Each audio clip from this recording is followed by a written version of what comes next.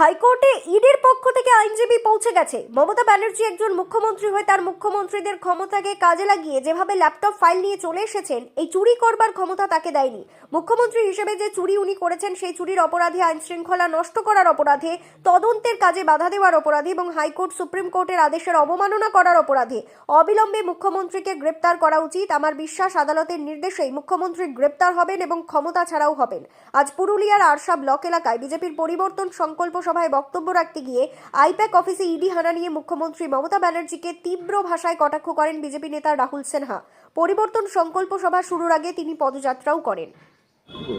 হাইকোর্টে ইতিমধ্যে ইডির পক্ষ থেকে আইনজীবী পৌঁছে গিয়েছে, কারণ এই যে তদন্ত হচ্ছে সেটা আদালতের নির্দেশে তদন্ত হচ্ছে।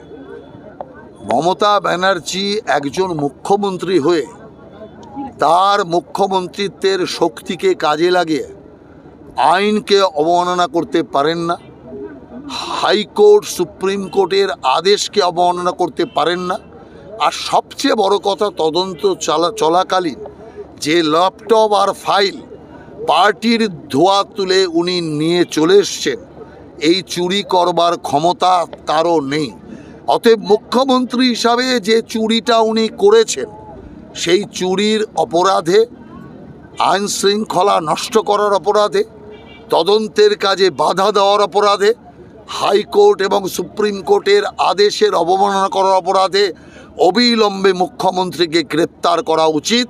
এবং আমার বিশ্বাস আদালতের নির্দেশেই মুখ্যমন্ত্রী গ্রেপ্তারও হবে, ক্ষমতা ছাড়াও হবে।